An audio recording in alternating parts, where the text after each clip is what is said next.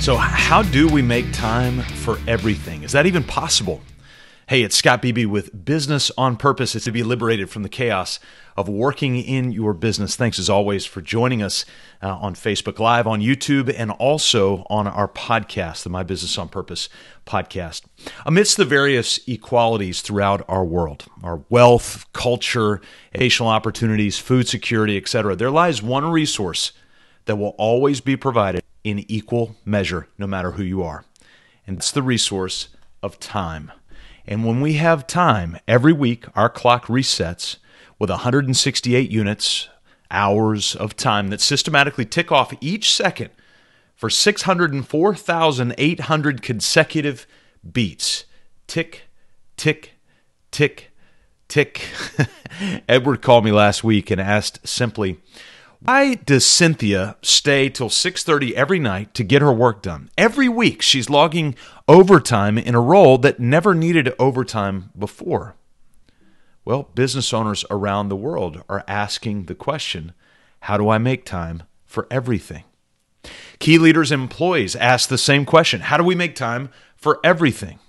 Before we suggest a helpful strategy, it's first crucial that we dive into why we can't seem to make time for everything. I think the answer lies somewhere within the not-so-forgotten path of silence. During the year 2020, the American culture played its part in a pandemic that was plagued by rhythmless noise without the solid drumbeat of coordination, vision, planning, and within the pandemic lodged a feverish height of social, political, and racial topsy-turviness. The beginning of 2021 did not relent as the government spiraled in response to an insurrection within the Capitol building, fueled at the highest level of power. And the headline for each evening news program became a ping-pong match of interchangeable breaking news revolving between COVID and protest, COVID and protest. And over time, although both were incredibly serious and important, the coverage, it became noise. Not sound, not helpful information, just noise. Interesting to look at the evolution of the word noise. I've never thought about this before. It's said to have meant quarreling in what they called the Middle English voice. But what's more important than that, and more interesting than that, and more insightful, is the Latin root that noise is birthed out of. And that Latin root is the word nausea.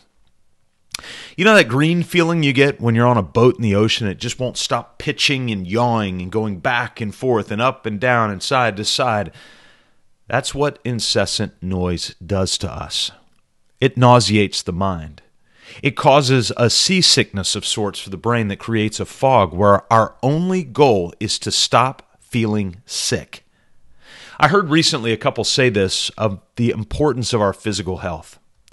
They said, when you're healthy, you have 1,000 dreams, but when you're ill, you have but one dream. When you're healthy, you have 1,000 dreams, but when you're ill, you have but one dream. So why can't we make time for everything at work? Why can't we make time for everything at home? Why can't we make time for everything regarding our hobbies and our interests and our relationships? We have mind nausea in response to the breaking news of everything. And so really, and realistically, we only have one next step, and that's to turn off the noise and embrace intentional silence. In his reflective book, The Power of Silence, Robert Cardinal Sarah writes this, without noise, man is feverish, lost. Noise gives him security, like a drug on which he's become dependent. With its festive appearance, noise is a whirlwind that avoids facing itself. Sarah goes on to write this, agitation becomes a tranquilizer, a sedative, a morphine pump. But this noise is dangerous, deceptive medicine, a diabolical lie that helps man avoid confronting himself in his interior emptiness. The awakening will necessarily be brutal. Wow. Noise is a whirlwind that avoids facing itself. Well, why can't I make time for everything? because we don't want to do the hard work of facing ourselves, facing our real work. It's so much easier to bang out some emails in the name of work. It's so much easier to watch a tutorial video in the name of work. It's so much easier to do the easier thing in the name of work. It's so much easier to listen to the latest, loudest voice asking us to do something that seemed important in the moment just to find out it was another distraction along with the neon-lit path of noise. You know, noise to me, now that I think about it, is a lot like Vegas. A lot of lights, a lot of emotion, a lot of activity, a lot of busy, and a lot of regret. All the while, noise rages and the important work gets left undone. Still, Blaise Pascal's quote remains one of my favorite. All the unhappiness of men arises from one single fact, that they cannot sit quietly in their own home. Noise is hitting the refresh on the news online. Noise is scrolling and scrolling and scrolling. Noise is a life on autopilot, on repeat, with no thought of stopping or interjecting. Noise is whatever is taking you from your real work. In one of the great parenting moments in history, Manoah, a Jewish father at the time that Israel was being led by a series of judges, asked God very, very simply, what is the mission of this child to be? He asked that of his son. In other words, what is the important work that you have created this child to carry out? That's my question for you. That's my question for me. What's the important work? What's the important work that you've been created to carry out? It might be bookkeeping. It might be teaching. It might be sweeping. It might be coordinating. It might be calling, documenting, estimating, bidding, flying, diagnosing, or calming. Noise will most certainly keep you from that important work and lock you into a nauseating diet of ick.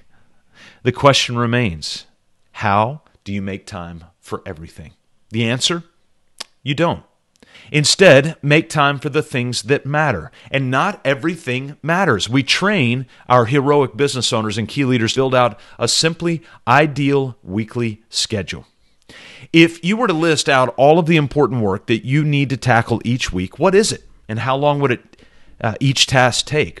You block it out throughout a weekly calendar in what Cal Newport would call deep work blocks of time. Share that weekly schedule with the people that matter most and ask their permission to help you live by it. My guess is they want you to succeed. They want you to cut out the noise. They want you to cut out the nausea.